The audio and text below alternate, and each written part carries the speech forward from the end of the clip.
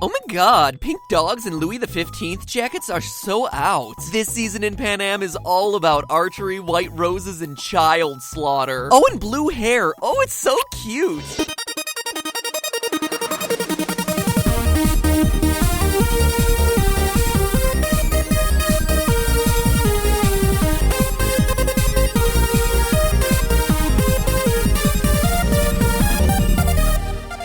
Hello, Internet! Welcome to Film Theory, where we salute the Capitol for enacting the law that frankly all of us want to see passed, Halloween, every day. Unfortunately, today we're not talking about the Capitol's choice in coiffury, or even any of their super high-tech equipment, battle tactics, political strategy. Jeez, there's a lot of topics that we could take on here. No, today we're talking about their most memorable catchphrase.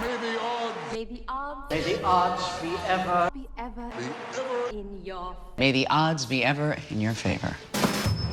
May the odds be ever in your favor. It's a throwaway line that every on-screen character from the Capitol tosses out before the tributes are chosen, during their press tour, even as they're walking into the games. Hunger Games fans use it at the movies, while reading the books, in line for the iPhone 6. It's everywhere. The characters in the Capitol use it like a way of saying good luck to the tributes, but in reality, odds have nothing to do with luck. They have to do with math. And it turns out the biggest secret of the Hunger Games is that this phrase isn't telling you to break a leg, it's telling you how to survive the games. Believe it or not, you can control whether the odds are ever in your favor. You can turn the games into anything but a matter of luck. Whether you're the sole survivor or dead on the first day depends precisely on whether you've made those odds in your favor. And after today's episode, you'll know how to win the Hunger Games, not by skill or strength or extremely advanced finger painting skills, but through the power of probability. Choose wisely and you have the best possible chances of surviving. It's like Moneyball, except instead of money, you're betting your life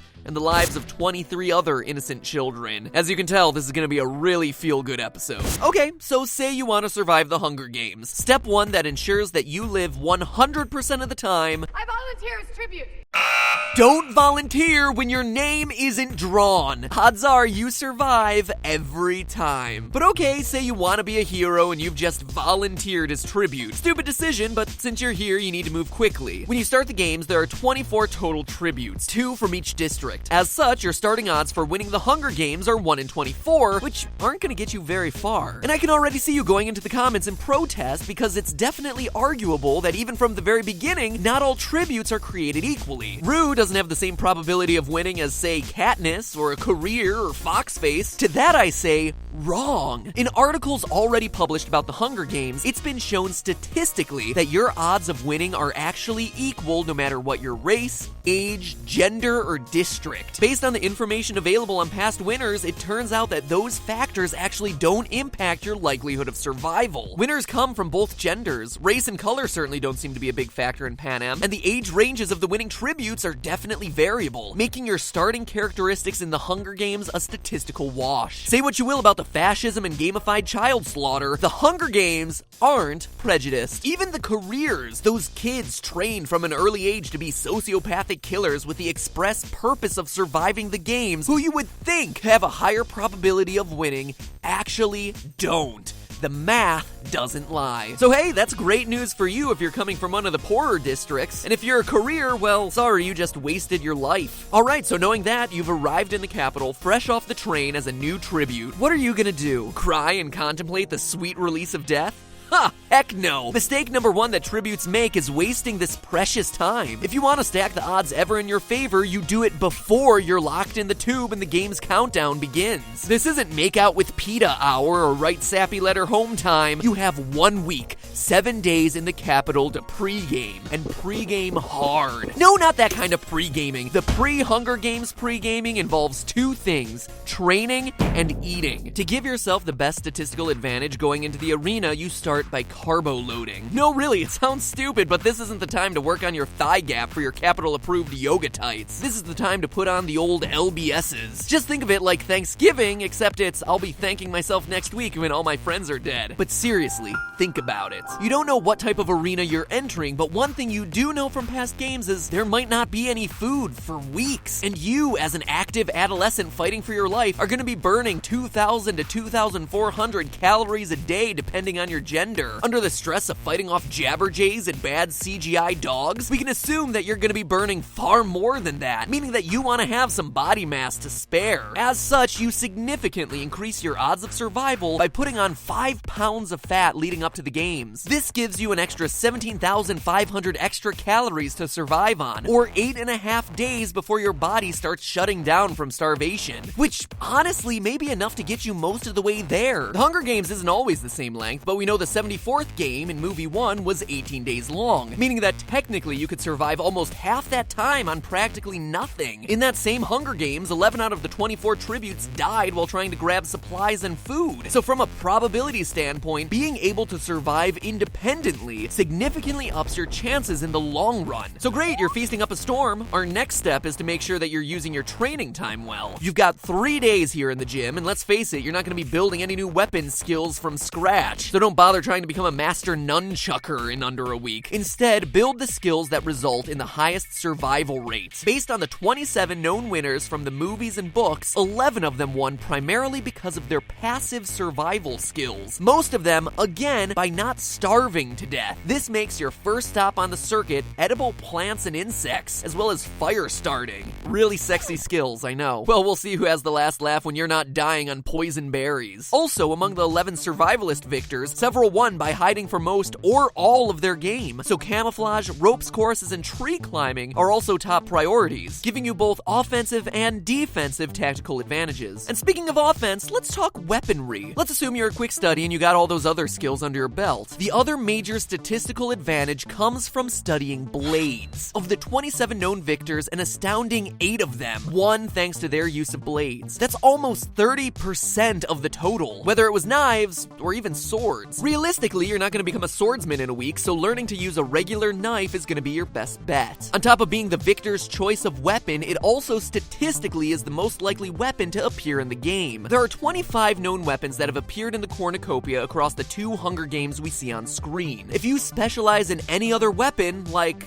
come on, slingshot, scythe, you have a 1 in 25 chance of running across that weapon. But the cornucopia has housed 3 different types of knife blades: single-sided knives, daggers, and throwing knives. Choose to specialize in knives and you've just tripled your chances that any weapon you come across will be a weapon that you can use. Sure, you may find a dagger instead of a throwing knife, but any blade that you have will serve roughly the same purpose, namely, killing other children.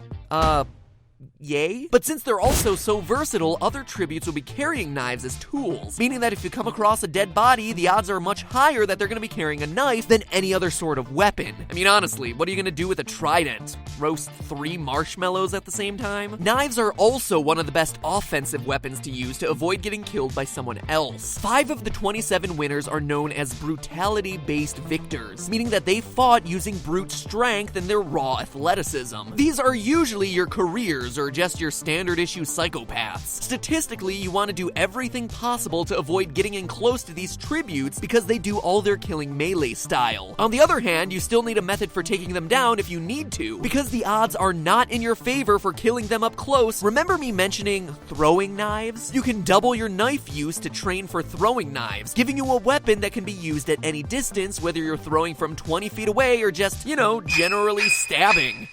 The last word of warning here is that you need to make sure that you're not reducing your odds. Avoid wrestling, weightlifting, and heavy weapon training like axes. These are going to build your bulky muscles, which won't give you a statistical advantage, but will increase your metabolism. So you end up burning more calories when you reach the arena, reducing your time to starvation. And that's it. Your time has arrived. You're well trained, ready to get into the arena, right? You're going to grab the last of those Capital Cream Puffs, run into the arena, grab your knives, stab everyone, and then spend your day on Victor's Row in abject guilt and isolation. Truly, a winner is you. Well, if you're gonna live to see that day happen, you'll need to survive the first 10 minutes of the games, which we all know are the deadliest. So you've just come up the pipe, the clock is ticking down, and you're faced with one of the game's most important decisions. Do you run into the cornucopia or not? If you're unprepared, you have 10 seconds to make that decision. But lucky for you, you've watched this video and know the right answer. Heck no! Statistically, it makes 0 sense. In the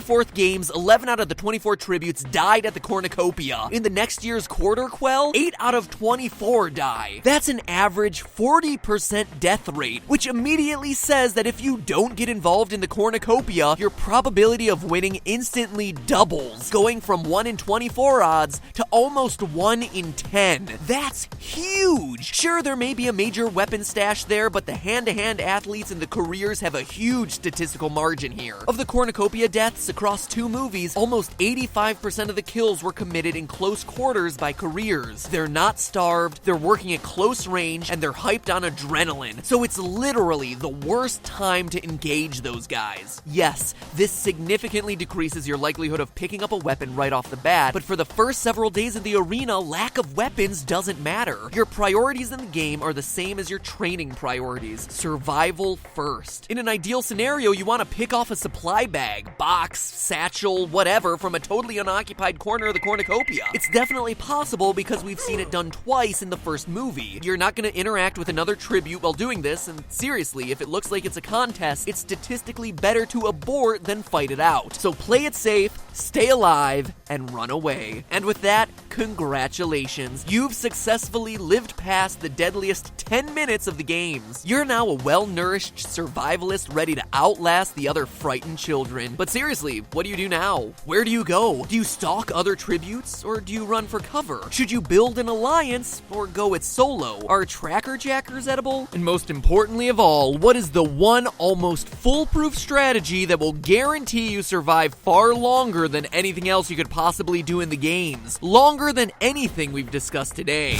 Well, Katniss, put an arrow through that subscribe button to make sure that you're notified next week when that video gets published. And in the meantime, climb a tree and hang tight with this theory all about how the Beast gets royally screwed over in Beauty and the Beast. And hey, remember, that's just a theory. A film theory. And cut.